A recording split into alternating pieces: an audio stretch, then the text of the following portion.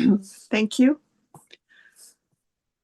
Good morning, everyone. I would like to call this meeting to order and acknowledge that we are in Treaty 1 territory, the home and traditional lands of the Ojibwe, Cree, and Dakota peoples, and in the national homeland of the Red River Métis.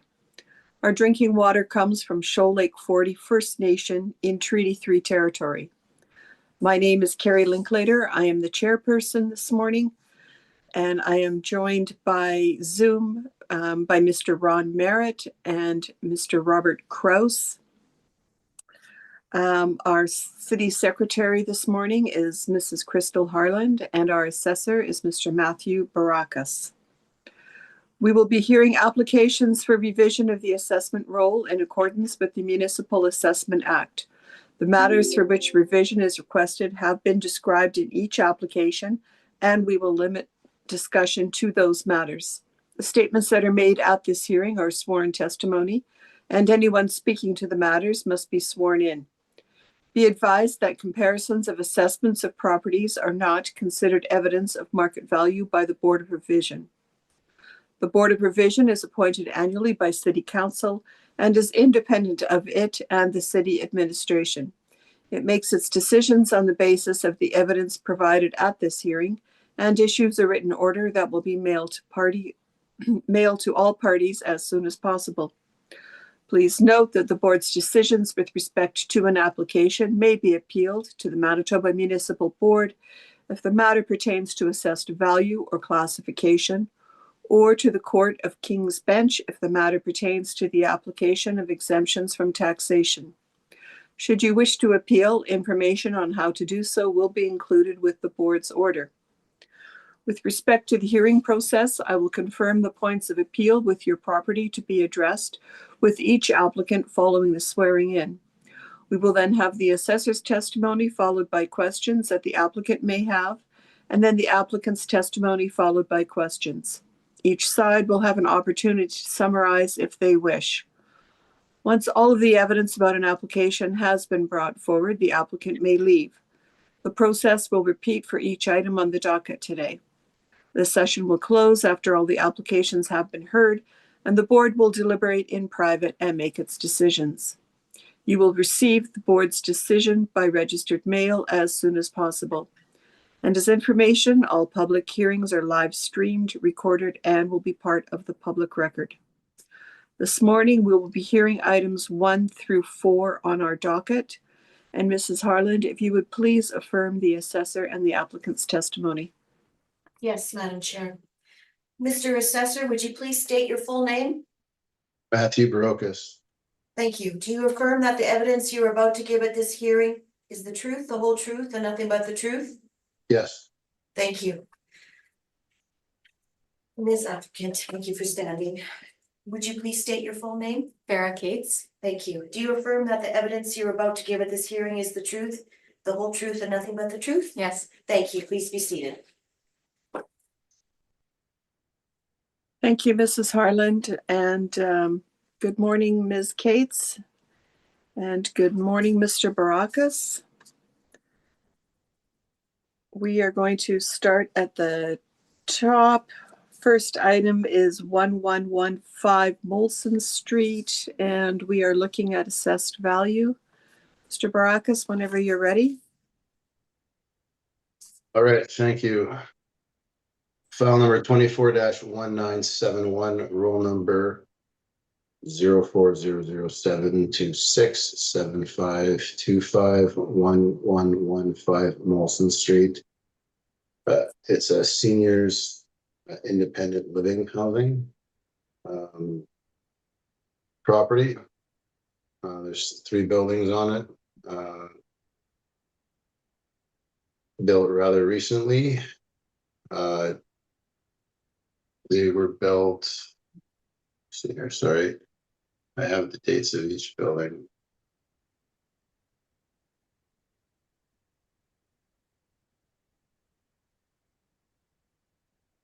(2006), 2008, and 2010. I know we have an effective year built of 2016. I'm not sure why that is, but newer build.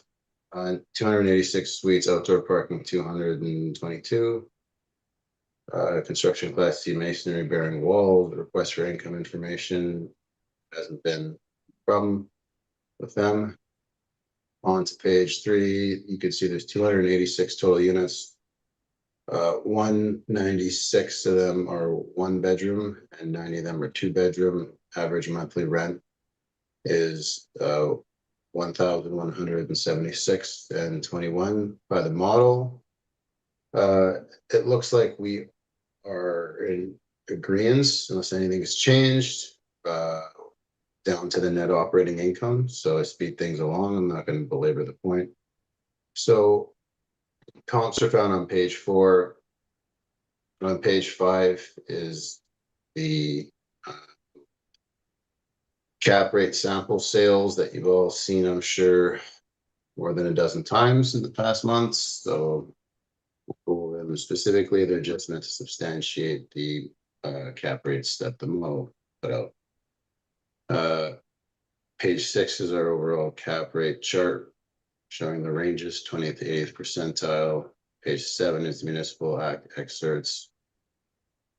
Page 8 shows the property overall from the top. So it's on Molson Street. Then there's some photos and a description of the property on page 9. So as with like assisted living and some independent livings, there's a lot of additional like non-realty built into the rent. That's why you see the rent is, you know, $3,000 for 2-bedroom suites and 25 and 27 for different models of 1-bedroom suite. Why is that? Because they're not just getting a place to live, they're also getting many services with it, but we're not valuing those services because it's not part of the realty, so to speak. So we're just treating it like a normal newer apartment. On page 10, you see that there's some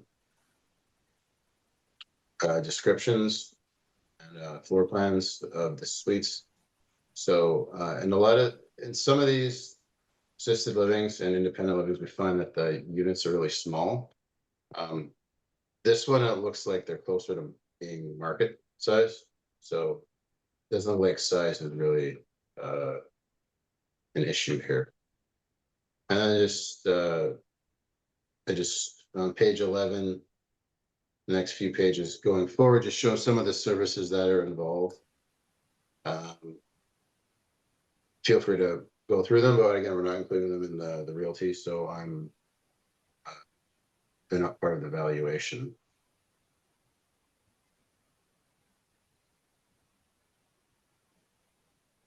Then we have the permits, the construction permits that follow.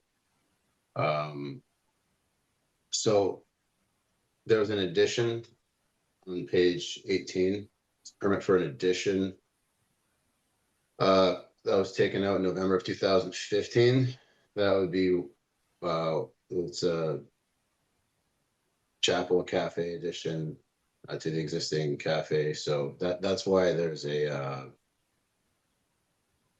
part of it's 2016. For all intents and purposes, though, it's in the 2006, 2010 range for the overall building for the most part. So we've got a 5.05 cap on this place. I know for newer builds, our best comp on page 5, as you all know already, is 2390 McPhillips. That's coming out at a 4.7. It's a bit newer.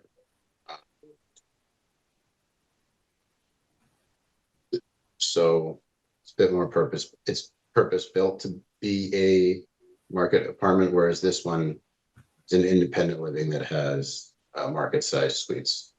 So I think at the 5.5 cap, we're only coming in at 128,000 per suite. Typically on newer builds, we're in the 220 to 80 range, depending on, you know, their level of fit up. 2390 McPhillips is 215. We're way down at 128. for a building that's, you know, 10 years older. So I think we're doing okay on this one. That's my evidence. Thank you. Thank you. Ms. Cates, any questions to the assessor? Yes, thank you. So for your income value summary on page 3, I think you kind of alluded to it in your presentation, but the cap rate at 5.05%, that's just based on as if it's like a standard apartment built around 2006, 2010. It's not factoring in any additional risk from the design or type of this property. Yeah, it's just the model just looks at it like it's an apartment. Okay. And then on page 4, just where it's showing the gross floor area per unit, it would be fair to say that gross floor area per unit would be higher than the actual unit size based on all the common area at these type of properties, correct? Yeah, definitely. You can see that on page 10, what the suite sizes are actually. I mean, these other comps, they're not assisted livings, and they have a gross floor area as well that's not part of units. So I don't really like that row on our table that's automatically generated, but I'm not going to delete it. So it is what it is. Okay.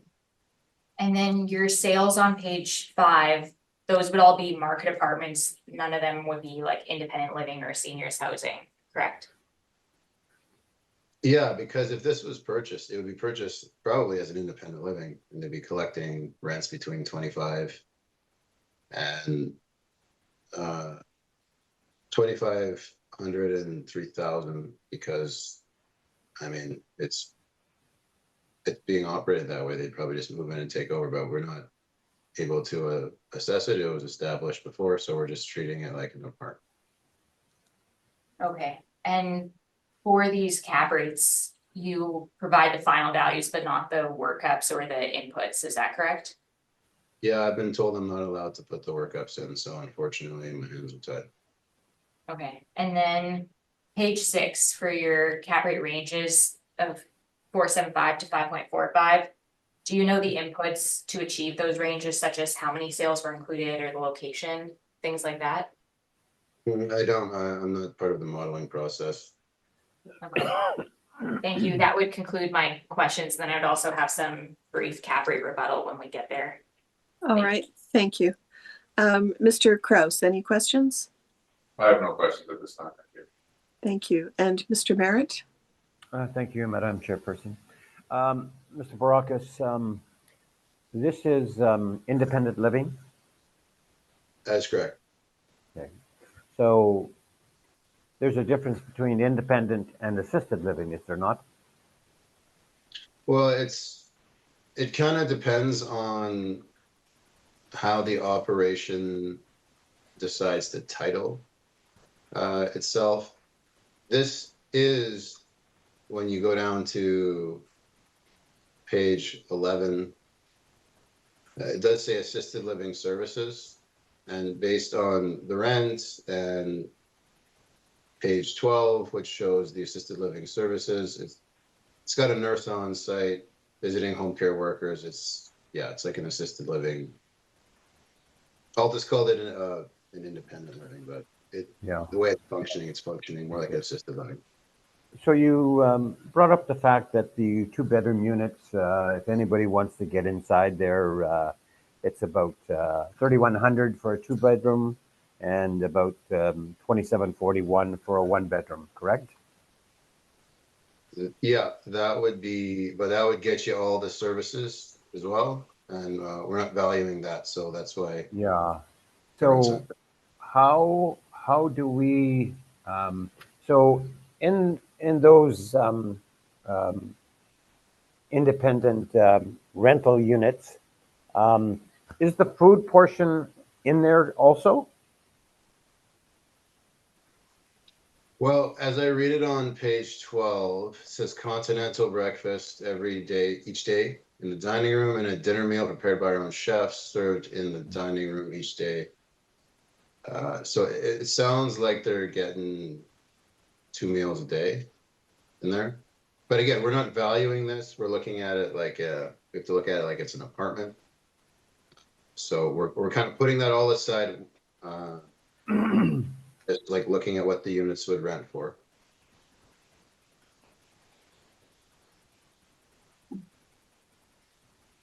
And everything is model driven? It is, yes. I have no further questions, Madam Chairperson. Thank you. Thank you. And all my questions have been asked and answered. Thank you, Mr. Barakas. And Ms. Cates, if you would like to proceed with your brief. Thank you. So if you turn to page 2, we have a summary of some of the details of the assessment, along with our requested value of $33,749,000. On page 6, we have some property maps, so an aerial map view and then a Google map view of the location. And then some exterior photos and a pictometry view of the property on page 7. Property description on page 8. So the subject is on the east side of Molson, north of Concordia, in the Eaglemere area. There are 3 3-story buildings constructed between 2006 and 2010. And there are 286 units. The unit sizes we note are between 625 to 760 square feet for a 1-bedroom and 900 square feet for a 2-bedroom. And there are 222 surface parking stalls noted. And each building contains residential sections, and then there's also a central area, which includes common areas such as dining rooms, kitchens, and administrative offices. So these types of properties have common area in excess of what we would see in typical market apartments. So if you turn to page 13, we have the overview of our income approach. So since the property is independent living, the rents and the expenses are inclusive of many features that would be considered atypical in a market apartment. So meal services, housekeeping, garbage collection, security services. In addition, the amount of staff that are needed to run a property like this would be in excess of what we'd see in the market. So based on that, we're not disputing the NOI since we are looking at the valuation as if it were a market apartment. So we are using potential gross rents of $4,036,753 or $11.76 per unit per month, 2.6% vacancy, and an expense allowance of 52.8% of EGI or $2,075,596. On page 14, we have the overview of our cap rate for the subject. So we are disputing the cap rate of 5.05%. We're applying a cap rate of 5.5%. So in terms of a property of this age in a good location, we would consider a base cap rate starting at 5%. But then we have to consider all the features of the property that would make it atypical to the market or potentially inferior in certain ways. So when we're looking at this type of property, the design is quite institutional looking based on that it was purpose built as seniors housing, not as a market apartment. And in terms of design features, things like that, that would be taken into account in terms of the desirability of the property. And then also the excess common area. If this was a market apartment, they wouldn't have common area like this, and you're not really able to get rent on that extra common area. So these features would be seen as functional obsolescence for the property. And further, I've also included some market information on cap rates for seniors housing. Now, in terms of those cap rates are being used based on the NOI in place as its operation. So I'm not suggesting using those cap rates, but it's just further support that these properties do tend to carry higher cap rates than standard apartments. So on page 16, we have our income and expense breakdown. So our NOI is $1,856,201 with a 5.5% cap rate, gives an indicated value of $33,749,000 rounded. Our appendix starts on page 18. I've included the floor plans, some interior photos. so you could see some of the finishes. And then on page 26, the cap rates for seniors housing. So in terms of those valuations, they would suggest a 6.5 to 7.25. Again, not using those as direct comps, but just to provide further information there. And then we have all of the financials. In terms of how we get to our base cap rates, I've included our standalone cap rate study for your review. Essentially, in that cap rate study, we look to market information in terms of what brokers are suggesting for base cap rates. We've also looked at what the assessment department is doing for cap rates, and then we've gone research sales based on publicly available information, interviews with purchasers, and we've calculated our own cap rates. So that's all there for your review. And I'll leave my presentation there. Thank you. Thank you. Any questions, Mr. Barakas?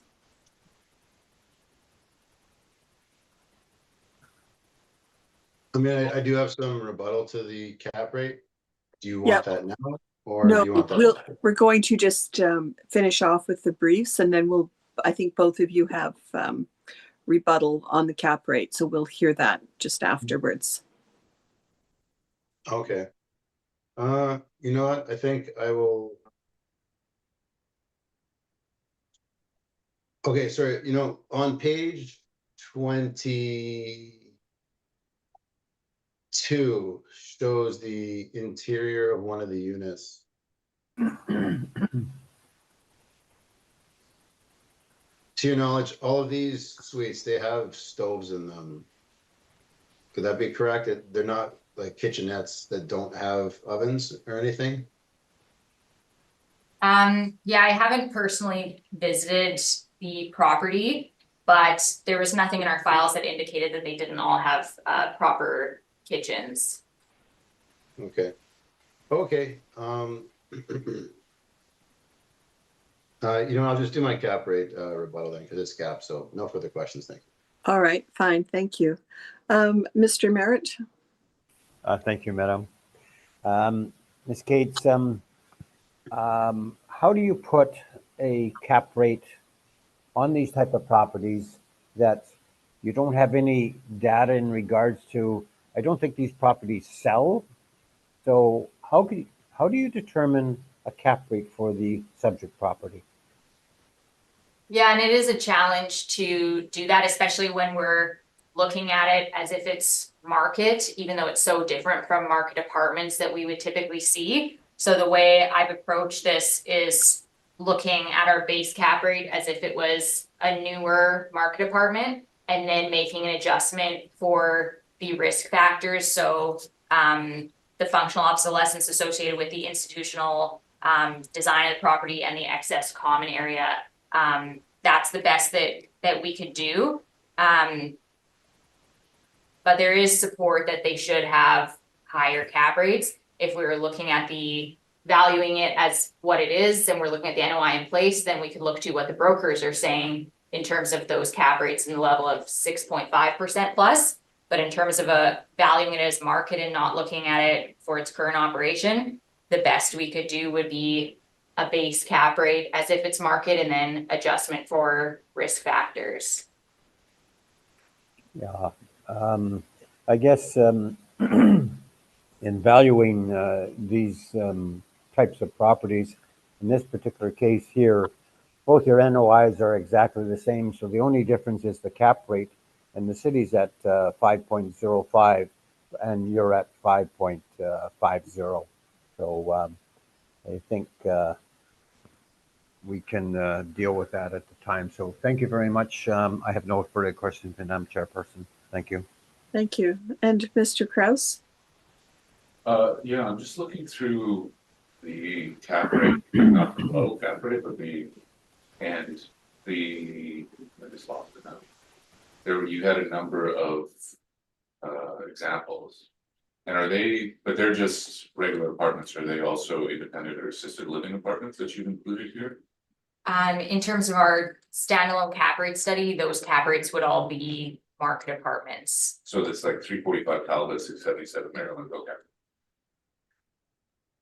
Thank you. That's all I have. Thank you. I have no questions at this time, Ms. Cates. So you both have rebuttal, and Mr. Baracus, if you would like to proceed with yours first, thank you. Madam Chair, Yes, I need to print the rebuttal for the applicant. Oh. The rebuttal. all right. May we take a short break? Absolutely. Thank you, Mrs. Harland. Just a moment, please. I'll just place the assessor in the waiting room. 5 minutes or 10? I think, how about 7? All right, thank you. And I'll send the applicant's rebuttal to the assessor now. Thank you. Okay. I would like to call this hearing back to order. And we're going to be hearing some rebuttal. Mr. Baracus, we're going to start with yours. Okay, thank you very much. So I'll go through this quick. I know you folks have seen this before. So there's a few sales in the Altus cap rate study that we take issue with.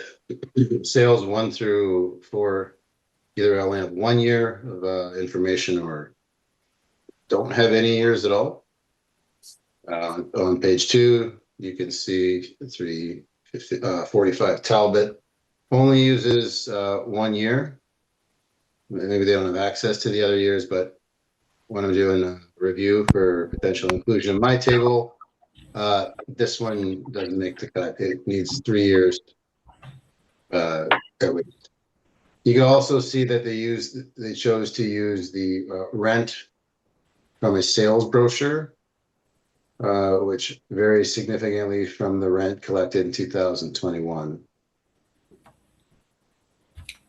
On page 4, again, the next property, Maryland's.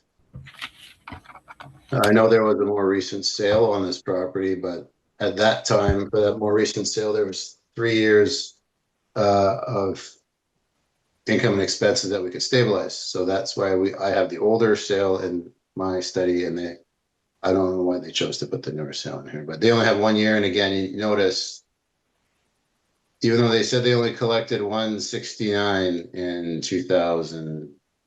March of 2022, pop 1 column over, Altus stabilizes at 296. So again, I wouldn't use the sale. St. Mary's, same thing.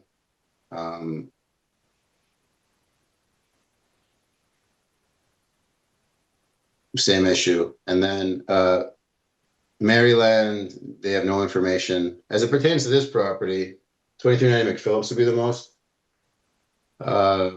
relevant one because it's newer. They stabilized at 5.6. And you can see, we actually agree on pretty much everything other than the income. They bumped the income up much higher than what they would have had on the table at the time of the sale. So as a result, when you pump up the income, static expenses, then that's, and a known sale price, that's gonna have an effect of raising the cap rate. So they're at a 5.6. Doesn't really make sense. So on the next page, because they stabilize this, I'm allowed to put this in. And you can see when you use the actual income in place, generates a 4.7. That's my rebuttal. Thank you. Thank you. Ms. Cates, any questions? Just one question, thank you. So when you say unusable based on 1 year of financials, that would be your opinion or the assessment department's opinion, correct? That's not appraisal theory or IAAO standards necessarily. Yeah. Well, I'm not sure. Like, I'm not part of the IAAO, but I would say that it would be significantly less reliable than using a property that has 3 years because expenses fluctuate. So according to my standard, it's not good enough. Okay. That would conclude my questions. Thank you. Thank you. Mr. Kraus, any questions? I have no questions, thank you. Thank you. And Mr. Merritt? I have none. Thank you very kindly. I also have no questions. Ms. Cates, if you would like to present your rebuttal. Thank you. So if you go to page 4, we start by just taking a look at a couple of the city's cap rates. They have 3.46% on Sargent and 4.21% on Young. These are unusually low, below what we would typically see for an apartment or what we would expect for a multifamily property in this market. And given that there's no income approach or supporting data shown, we feel that these cap rates should be looked at with some scrutiny. And then in the following pages, we've taken a look at the city's cap rates, researched them, and where we had information, whether from market information or interviews with purchasers, we've been able to restabilize those cap rates. So 459 Sargent, we're at a 5.79. On page 7, 150 Hendon at a 5.42%. And then just jumping ahead to page 22, 677 Maryland, there is a newer sale. It's right at the reference date. That would be more accurate. 2390 McPhillips. If you look at the sale flyer with the NOI they stated with the actual sale price, you'd be at a 5% cap rate. Our stabilization is coming in a bit higher. And then the rest, we've just provided the documentation stabilizations for your review. And then I would just ask that this rebuttal be applied to item 1 and item 3. Thank you. That would conclude my presentation. Thank you, Ms. Cates. Any questions, Mr. Barakas? No questions, thank you. Thank you. Mr. Merritt? Oh, thank you. Thank you. And Mr. Kraus? No questions, thank you. And I also have no questions. Thank you both for your rebuttal. Does either party have a wish for a summation on this property? I mean, my only comment would be that, like, we're looking at like an overall number here. They're only 128 per unit. New builds are above 200 per unit. Like, we're way lower than that. I really feel when you look at it on that metric, we're at a 52% expense ratio, which is much higher than typical new builds, which are in the low 40s. I think our evaluation overall makes sense. Thank you. Thank you. Ms. Cates? No summary required. Thank you. Thank you. We will then move on to item number 2, which is 1150 Monroe Avenue. And again, we are looking at assessed value. Mr. Barakas, whenever you're ready to proceed. Okay, thank you very much. 24-2748, roll number 020509491001150 Monroe. It's assessed at $30,724,000, built in the mid 70s. 252 units, no indoor parking, but tons of outdoor parking. 312. Construction Class C on file. They've been great hand-in mailers. You can see that on page 2, no recent sales. On page 3 shows the modeled workup. And it's a good split of 1 and 2 bedrooms. You can see 102.1s, 152s, and you've got your modeled parameters. And when I was reviewing this file, something stuck out to me. 6.2 cap rate. Now, this property is in a good area for rental. It's mid 70s. So why does it have a 6.2 cap rate on it? In my opinion, the cap rate is too high. So as I was doing my analysis, I kept that in mind. We'll proceed and we'll keep that in mind as well when we get there.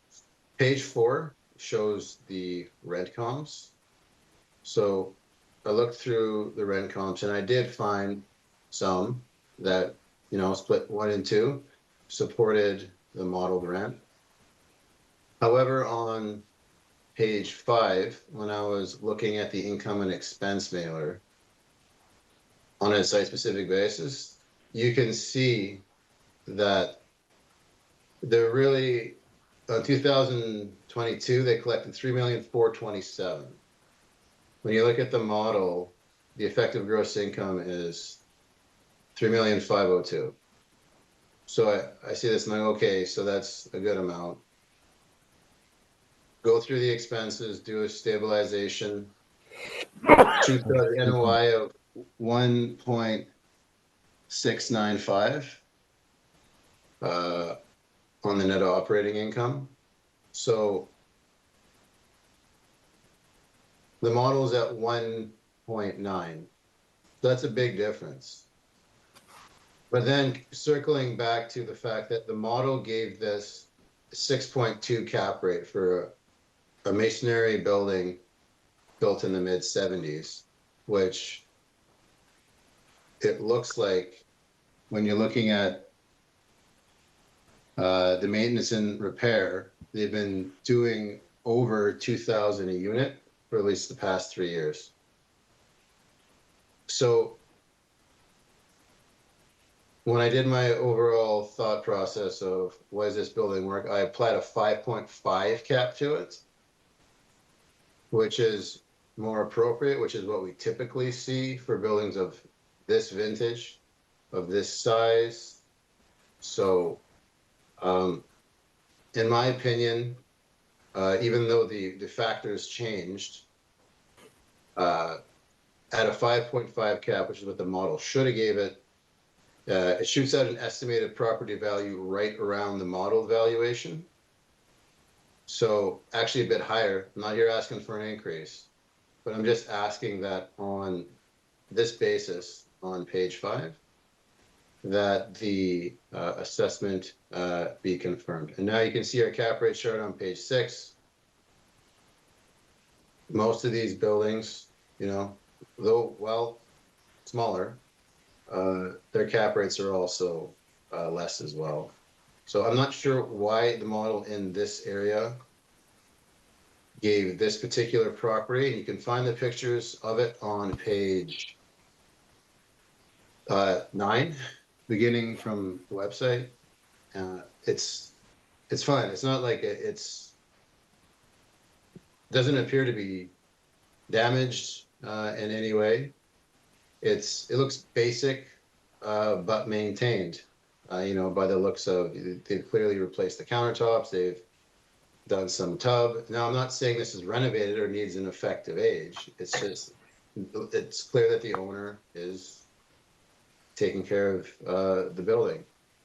And there's no way a 6.2 cap actually tracks. When you look at even like the Altus cap rate study for this vintage, my examples and properties, I know we got a lot of familiar faces here. It just doesn't make any sense. So I'm asking that the value be confirmed based on the site-specific workup at a 5.5 cap found on page 5. Thank you very much. Thank you, Mr. Barakas. Mr. Merritt, any questions? Yes, Mr. Barakas, I don't know why that you used a 5.5 cap rate when you're actually what you're doing to the subject property of the 6.20, and you have an NOI of 1,904,894, which concludes to 30,700,000. 30,724,000. And when you do your 5.5% cap rate, it comes to 30,835,000. So I'm a little confused in regards to why you're jockeying back and forth in regards to cap rates. So I know you try to almost like prove your cap rate, but I'm a little confused in that respect. Yeah, for sure. So, sometimes sometimes the model is inaccurate. And this is a good example of this is why we have staff doing this job. You can see the modeled income isn't accurate based on what they're collecting.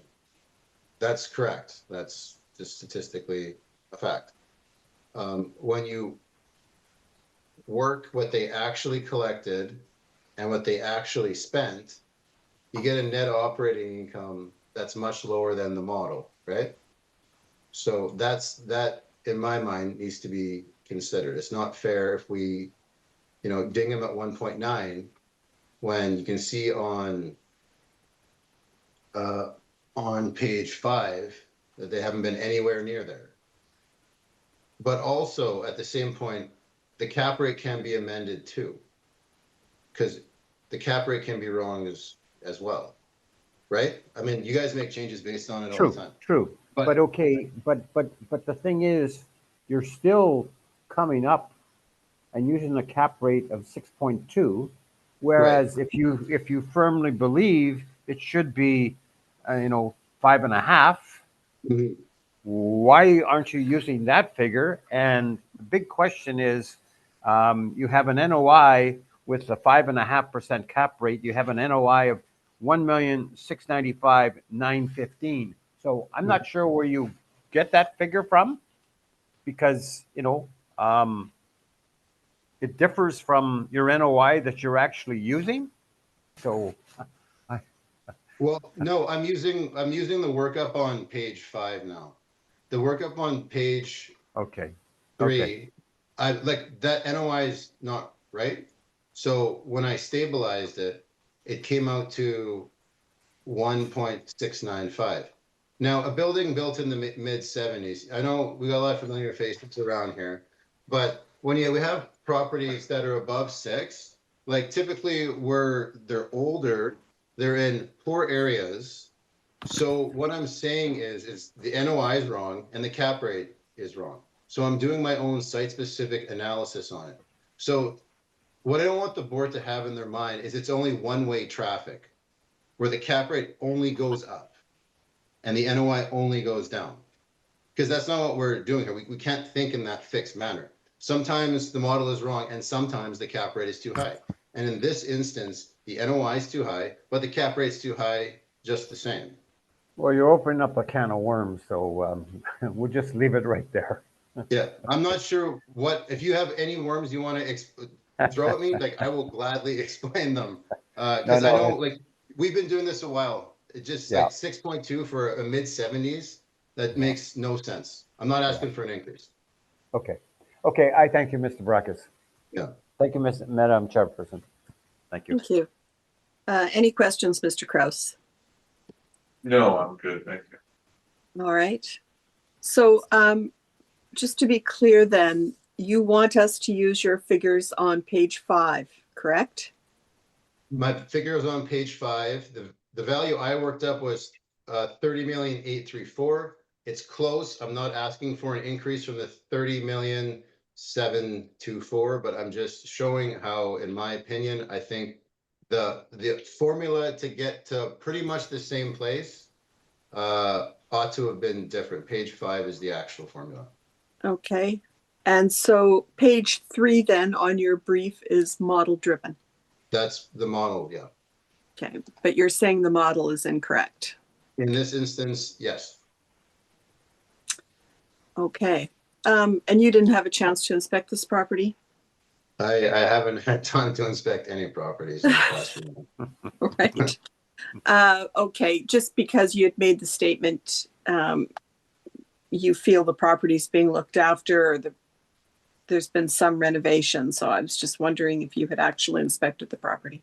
Well, I'm not saying renovations. It looks like, based on the marketing photos, that it's been kept up. Like it's doesn't get an effective age. It's not renoed. They're not pushing the rents with their house, but they're taking care of it. Yeah. All right. Thank you. That's all my questions, Mr. Baracus. Ms. Cates, if you would like to present your brief. May I ask the assessor a question before that? Yes, go ahead. So in terms of the cap rates this cycle, is the city's own logic not that smaller properties have lower cap rates because more purchasers can buy them? So then on the flip, a property with 252 units, multiple buildings, lots to maintain should have a higher cap rate, should it not? Well, there's also, there's less risk of vacancy because there's more units to be able to handle one or two people move out. But overall, it's like the really small ones, can you have the mom and pop investors? Those ones have, if they're in good shape, or even just in average shape, they have the low cap rates because, groups of friends can get in, whatever. But when the bigger ones, it's kind of like all institutional investors. This one, I actually think probably presents a renovation opportunity and they can push the rents. So I think it is a good opportunity as well. But I think 3.5, I mean, even though Altus cap rate study, which we don't obviously agree with, that's we're at 5.5. I forget what you guys are at, but you're around there too. It's not 6.2. Okay, thank you. That would conclude my questions. Thank you. And if you would like to proceed with your brief. Sounds good. So if you turn to page 2 of the brief, we have our requested assessment of $29,159,000. On page 4, under scope of work, I did visit this property this past summer, and I've included some interior and exterior photos in the appendix. On page 6, we have our property site maps. And then some exterior photos on page 7 and 8, and a pictometry view on page 9. Property description on page 10. So the subject property is at the intersection of Monroe and Cannet in the Monroe East area. There are 3 6-story buildings built in the mid-70s, 252 units, and over 300 parking stalls, and the property also has an outdoor pool. So if you turn to page 15 for our income approach, so we are applying potential gross rents of $3,463,405 or $11.45 per unit per month based on the actual stabilized income. We're applying a market vacancy rate of 2.6%. And we are applying an expense allowance of $1,703,267 or 49.3% of EGI based on a 3-year stabilization of the expenses along with a 5-year stabilization of the repair and maintenance. We have our cap rate for the subject on page 16. So we're applying a 6% cap rate to this property. Looking at a property of this age group, we would typically start at a 5.5% cap rate. And looking at this property specifically, there's a lot to maintain here. So there's 3 different buildings, there's 6 stories, so they have elevators. There's a large parking area. Additionally, you have pool, balconies. So when we're looking at a property like this, in order to maintain good condition, it requires regular and significant investment into the property. So when we look at the income valuation that I've done, there is a discrepancy between the actual expenses incurred at the property in terms of what they invest into it versus what we can actually capture in the stabilized valuation. So we're capturing about 1.7 million in expenses, but over the last 3 years, they've invested between 1.8 to 1.9 million in the property. That's not captured. So that does present a risk to the income stream. So we are applying a higher cap rate given the scale of the property and those features. So on page 18, we have our income and expense breakdown. So our NOI for the property would be $1,749,514. That includes stabilized repair and maintenance at 1764 a suite. And our repair and maintenance breakdown is on page 19 for your review. So we go through repair and maintenance items line by line, and we do stabilizations as necessary, so that might mean, so it would be excluding capital items, and it could be also removing outliers if any exist. So when going through this, 1764 unit is pretty standard, so nothing really to further stabilize out here. And so with our NOI and a 6% cap rate, we get a value of $29,159,000 rounded. And then our appendix starts on page 21. And I have included the photos so you could see, starting with the common area. So there's not much common area, just kind of like hallways, laundry. You could see the pool, and then an example of a standard unit. So they do invest into the units to keep them in relatively good condition. And then I've also included the financials. And that would conclude my presentation on this property. Thank you. Thank you, Ms. Cates. Any questions, Mr. Barakas? Yeah, starting on page 27. So it looks like they've been renovating some of these units just by looking at the cabinets and flooring. Is that fair to say? I think it would be fair to say that they fix up the units upon turnover. Does that look like 1975 in there, or is that from a more recent era? Well, as I've mentioned, they do invest into the property and maintain it, so I wouldn't suggest that the finishes are 1975 necessarily. The structure would be, but no, yeah, I would agree. They fix up the interiors and they maintain the property well. So looking on your page 16, so do you agree that masonry is a good building type in construction for an apartment in terms of durability? Yes, masonry or concrete would be seen as more durable than like a wood frame, so it would be a higher quality material. And an outdoor pool and balconies, those would be attractive amenities as well? Yeah, those would be attractive amenities. They would be kind of a drain in the expenses from the owner perspective, but they would be attractive to tenants.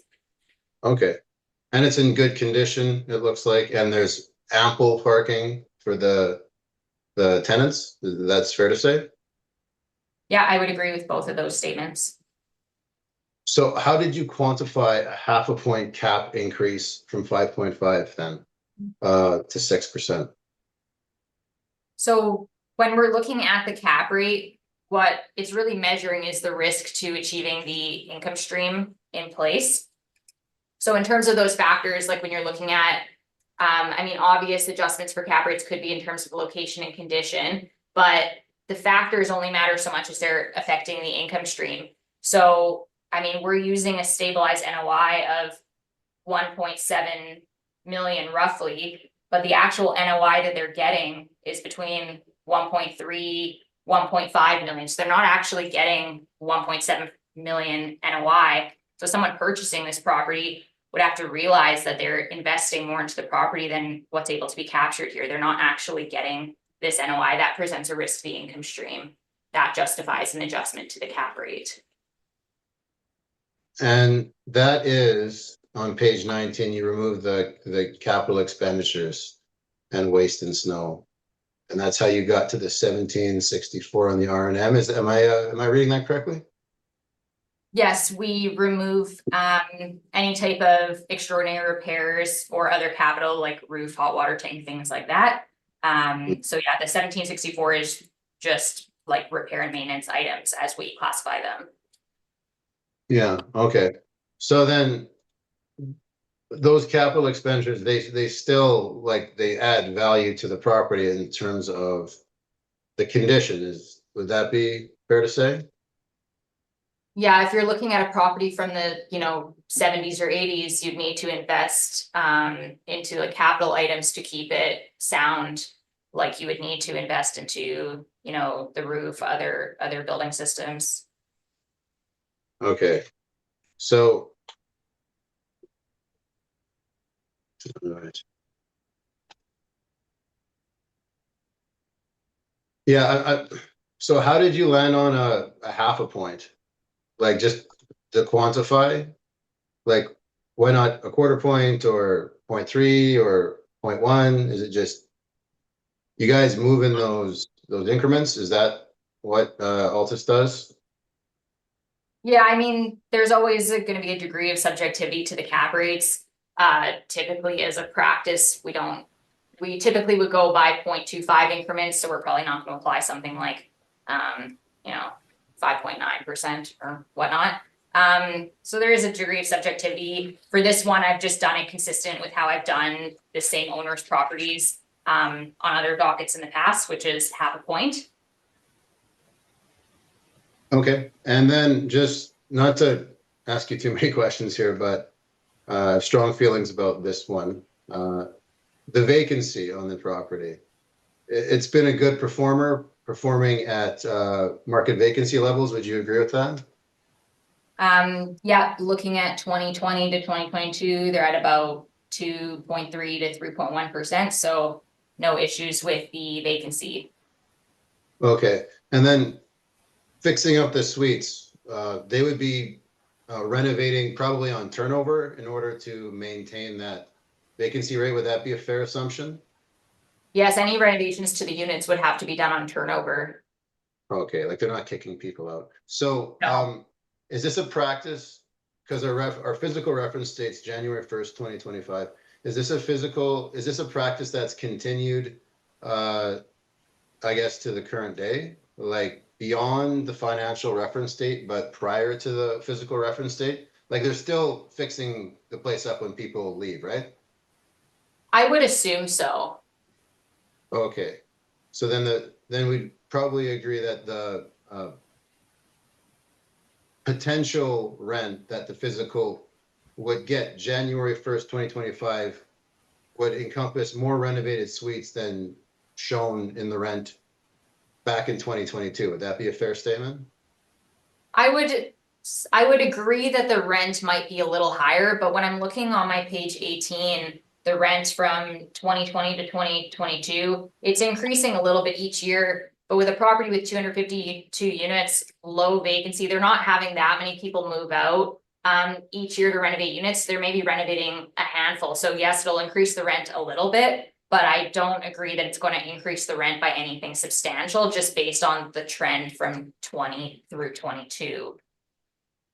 Okay, and then sorry, last question. I don't need to go after you, but like, do you know how many of the 242 units have been renovated like that?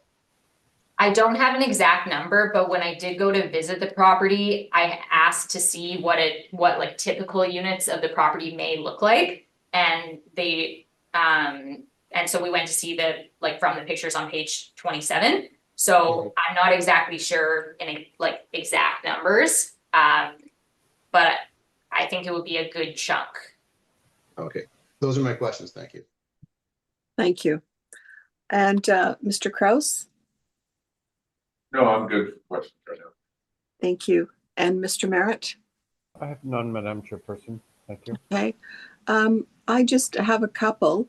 Just in regards to the pictures you provided, Ms. Cates, you've got a picture of the pool. Sorry, I'm just scrolling through here. The pool on page 26. That is the only pool for this property, correct? Correct. All right. So that's one pool for 252 suites. Yes. All right. Would you agree the pool is looking, I'm going to say a little minimal? Minimal in terms of like size or? No, just the surrounding. It looks like it has a cement deck. Yes, I don't see a lot of furniture or anyway. Yes, that's fine. fair. That's totally fair. I would suggest that this property is likely offering more of a value proposition for tenants rather than kind of appealing to that higher end. So yeah, I would agree. It's kind of fair finishes of the pool. Okay, and also in regards to, sorry, I'm just scrolling through these pictures here. The entrance picture you have on page 25, Yes, that's not typical of, I'm going to say apartment buildings being built now, correct? typical in terms of finishings. Yes, Yeah, I would say the entrance would be kind of reflective of, yeah, this age. right. And page 23, you're showing a hallway, and the walls are cinder block, correct? Yes, Okay. Then on page 22, there's cinder block and some sort of artificial rock on the other side, correct? Is Correct. is that more typical of the hallways with the rock, or is that just on the main floor? it's just on the main floor, by the like elevator openings. The rest of the hallways would be as they're shown on page 23. Okay. And I hate to bring this up, but it caught my eye on page 19 with your repair and maintenance. It's just, it appears to me that it's unusual on the pest control. The expenses on pest control seem rather high, if I'm looking at it correctly.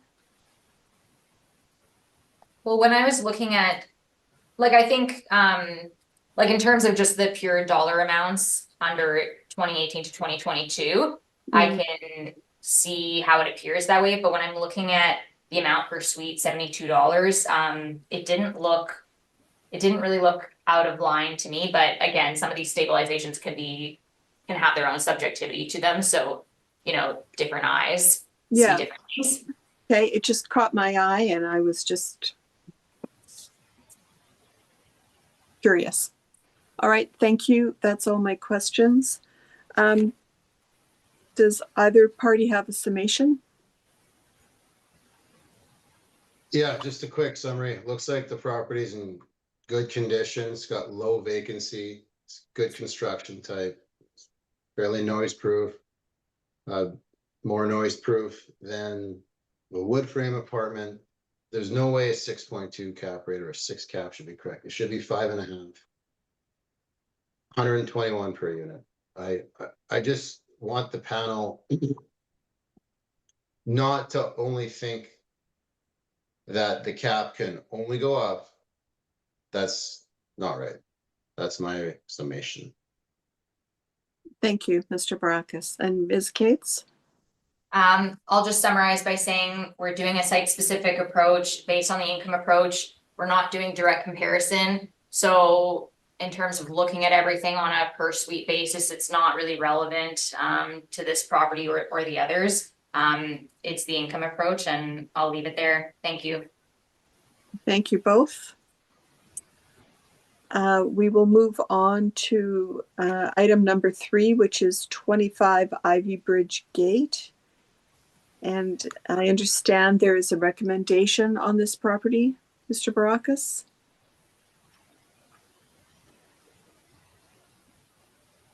Yeah, we had discussions, Farah and I, in regards to this property here. So I'm just going to amend my recommendation. Sorry. That's fine. If you'd like to actually proceed and read out the roll number and address, etc., that would be Okay. great. Thank you.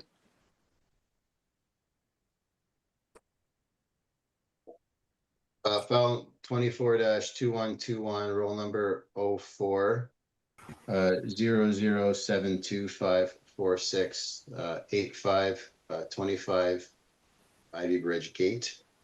The modeled assessed value was 29,828,000.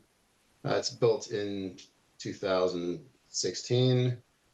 131 suites, 192 outdoor parking spots. I originally made a reduction. This is a typo. It ought to have said 26,000,007, but then I found some errors in my stabilization on page 5, and so I'm gonna amend.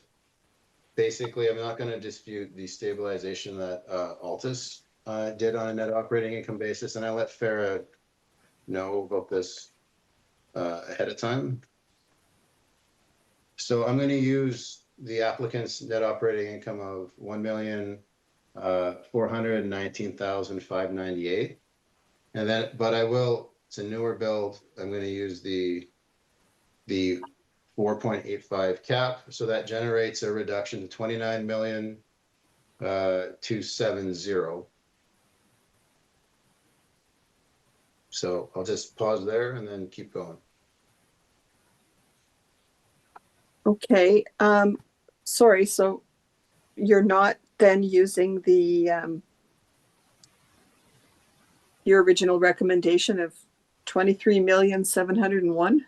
No, because that should have said, my calculations on page 5, 20 were actually 26, so the 23 is a typo. And then Okay. there was a mistake with the property taxes. I didn't factor in the rebate. I just took the straight up tax bill, whereas Farah factored in the rebate. So to smooth things along, I just agreed with her NOI, and then we have a small difference in cap. All right. And Ms. Cates, are you willing to accept this recommendation of 29,270,000? No, thank you. I would like to proceed. All right. Mr. Baracus, Oh. if you would like to continue. Okay, so page 3, we got a cap rate issue, so it's 21 bedroom, 103 2-bedroom, and 8 3-bedroom, 131 units in total.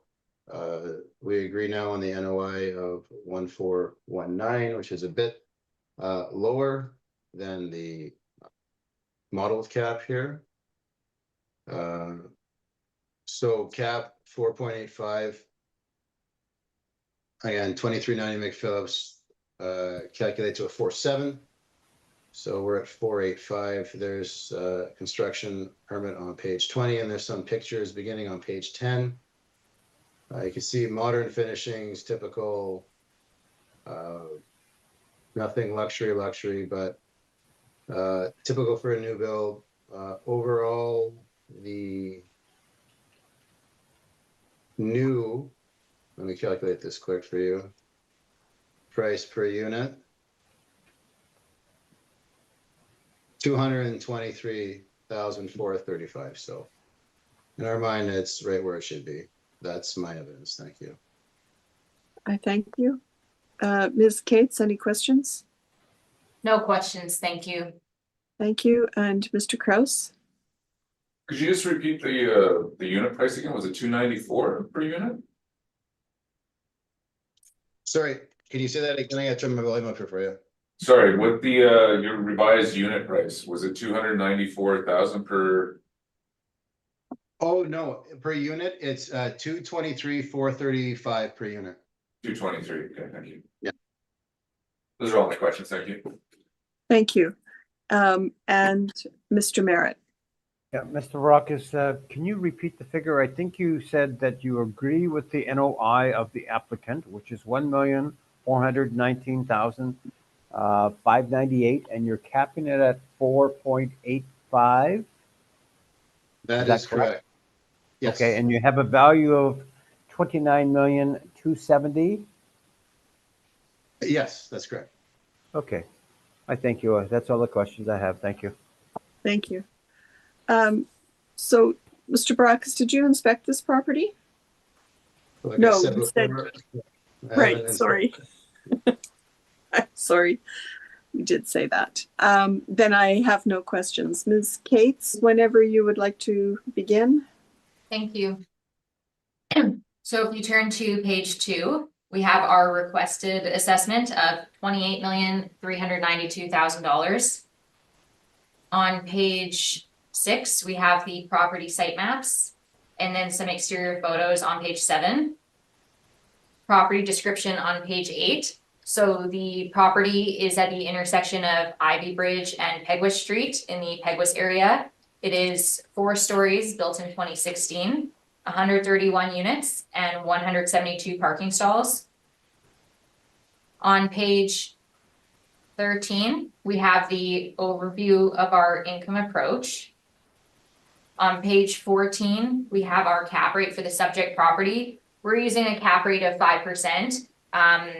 That's our base cap rate for a property of this age. It's wood frame. It has the typical amenities that we would expect for a modern build. So I don't see any factors that would support a lower cap rate. It's not particularly high end in terms of the class of newer builds. So I think 5% is most appropriate. On page 16, we have our income and expense breakdown. So we're using an effective gross income of $2,168,249 with total expenses of $748,651, which includes stabilized repair and maintenance at about $1,200 a unit. We have a net operating income of $1,419,598, and with a 5% cap rate gives an indicated value of $28,392,000 rounded.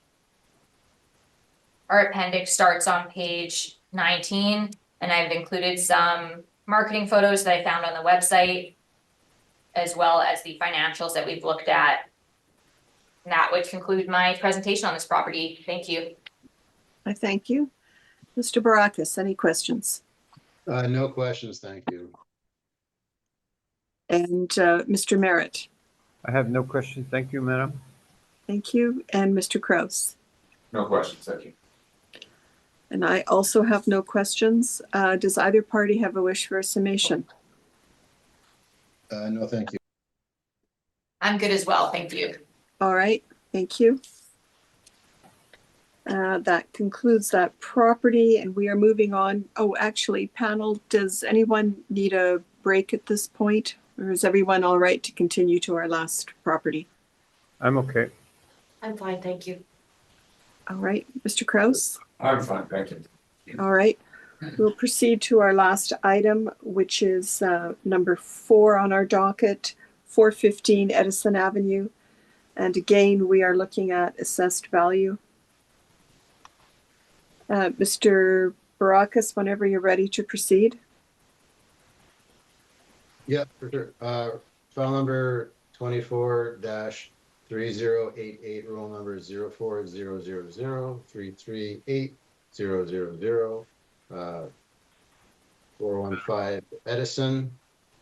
It is built in 1969, doesn't have an effective year built on it. There are 189 suites, rather, 166 indoor parking and 5 outdoor parking. They've been good handing in their mailers. We've got the income value summary here, 23,112 on 1 bedroom, 36 2 bedroom, 18 3 bedrooms. So there's 4 different unit types, 189 units in total. So this is another situation where the model is given a 6.3 cap rate. In years past, it's always been in the mid 5s. I know the panel has in the past rendered decisions based on cap rates in that range, just like Monroe. I know you don't want to hear that. But when you have this type of property where the gross potential income, and you can see when you look at Ferris, the model's too high. But it's also an instance where the cap rate's too high. So moving on past the rent comparables, I did a quick review, trying to get this property in under the wire, showing that the NOI, without breaking it down, came out to about $1,469,705. That's actually quite a bit less than Farah, who did a more detailed review than me. So the applicant's NOI is actually more accurate. But when I use a 5.5 cap, which is what it ought to be, especially when we scroll down and look through the pictures and consider that it's in, it's in North Kelowna, good area for rental. It's got a low vacancy. It's not a 6.3 cap. The model's wrong. So I can change the NOI, you could also change the cap. So when I worked that out, it came out to a very not detailed analysis, 26 million, assessment's at 25. So I'm not making a recommendation to increase it, but I'm just saying it shouldn't be cut because the cap, the model put out is way too high. Cap rate comparables on page 6. Then we've got some information from the website beginning on page 9 and some pictures there and photographs beginning on page 10 of the interior of the suites. So you can see that it looks like it's well maintained. I think it's got some new kitchen cabinets in there. Not sure, that might be a newer window. I'm not quite sure. On the outside, it looks like they might have some windows done. They got balconies. They also have a pool in there as well. Looks like they have a sauna. So it would be very attractive for someone to want to rent a unit in there because there are amenities. Then there's some permits that follow up on beginning on page 10. They spent 670,000 doing alteration, construction of new sanitary facilities and finishes in existing pool. Work to include new window openings, lintels and electrical. They did some work in 2013 to the tune of $3.1 million, repairing balconies, upgrading insulation and exterior finishes. Then we've got a permit in 2006, an older one, replacing a concrete deck at grade level of existing parkade, replacing existing plumbing and electrical. 2005, some more here, installing new air conditioning. And then we've got the income and expense statements that follow. So basically what I'm saying is, you look at the permits, you look at the condition of the units. This is not a 6.3 cap. It should be 5.5. And when you look at the NOI, it calculates an assessment that ought to be higher and also says even higher NOI. I don't know how they got, they're not presented yet, so I don't want to talk about it, but I really feel it should be 5.5 and this one should not be reduced. If you can look at the pictures and explain to me why this should be 6.3, then please let me know. Thank you. Thank you. Any questions, Ms. Cates? No questions, thank you. Thank you. And Mr. Kraus? Okay, so I'm just want to make sure, so you're leaning towards the 5.5 cap rate using the applicant's expense numbers, correct? Yeah, well, their NOI is more accurate. It would actually generate a higher market value. Yeah. Because they've done a breakdown. I had to get this in on time, so I just did a quick review. I'm just saying at a 5.5 cap, there's no way this should be reduced. And so now the 5.5 cap is the same as what you've applied for the Monroe unit, item number 2. And yet that one is 10 years older or 15 years older? That one was a 74, 75, so it's in the same vintage. 74, 75. I believe unless I'm And this mistaken. one's 69. Okay. Okay, that's all my questions. Thank you. Thank you. And Mr. Merritt? I have no questions, but thank you. Thank you. So Mr. Barakas, I'm page 3 then of your workup. You want us to disregard that? Yeah, my review of the photographs and of the just brute force site specific shows that at a 5.5 cap, the value generated on page 3 should be discarded. Okay. And page 3 is all model driven, correct? That's correct. By the city's model. Yep. Okay.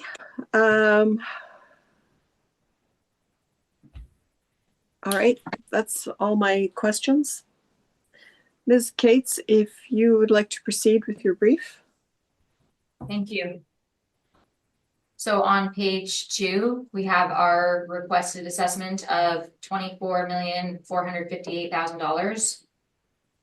We have the property maps on page 6, and then some exterior photos on page 7. Property description on page 8. So the subject is at the intersection of Rothesay and Edison Avenue in the Rossmere area. It is a 10-story building built in the late 60s, and there are 189 units and 171 indoor parking stalls. On page 13, we have the overview of our income approach. So we're applying potential market rents of $2,444,532 or $10.78 per unit per month, a 2.6% market vacancy, and an expense allowance of $1,028,887 or 40.2% of EGI based on our stabilization of the expenses. On page 14, we have our cap rate for the subject. We are going to be applying a 6.25% cap rate. Our base cap rate would be 5.75%. And similar to the other property, I would note there's a lot to maintain here. High rises are more expensive. There is an indoor parking area as well, pool, sauna, balconies. So when we go to page 16, the other factor of this property is that since it has had some renovations, the expense ratio is lower than what we would expect over the longer term of the property. They wouldn't be able to keep 40.2% in place. We're using that now because that's what they report and that's what we're using. But realistically, for this type of property, you'd be looking at an expense ratio in the high 40% to low 50% range, and that would have to be factored in over the longer term of the property. So we have our NOI of $1,528,626 with a 6.25% cap rate. Gives an indicated value of $24,458,000. Repair and maintenance on page 17. Appendix starts on page 19. I've included the marketing photos that are available on their website, as well as the financials that we've looked at. And that would conclude my presentation. Thank you. I thank you. Any questions, Mr. Barakas? Do you think that indoor parking would be an attractive feature of the property? Yes, indoor parking would be more attractive to tenants. And they've, vacancy wise, it doesn't seem like there's any historical elevated vacancy risk. Is that a fair statement? Yes, yeah, I would agree the vacancy is pretty stable around market rates. Okay, thank you. Those are my questions. Thank you, Mr. Barakas. Mr. Kraus, did you have any questions? I have no questions. Thank you. Thank you. And Mr. Merritt? I have none, Madam Chairperson. Thank you very kindly. And Ms. Cates, did you inspect this property? I did not. Okay. And I have no further questions. Does either party have a wish for a summation? No, thank you. And Ms. Cates? I'm good as well, thank you. All right. We have heard all the items on the docket this morning, items 1 through 4, and this hearing is adjourned. And I would like to thank both parties, Mr. Barakas and Ms. Cates, for your briefs and your time this morning, and also to Mrs. Harland. Thank you. Thank you.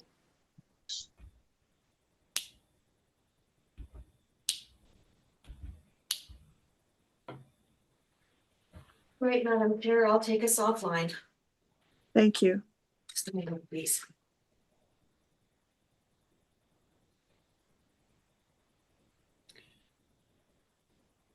Madam Chairperson, can we take maybe 2 minutes? I would I would like to take 10 minutes. Thank Okay. you. Okay.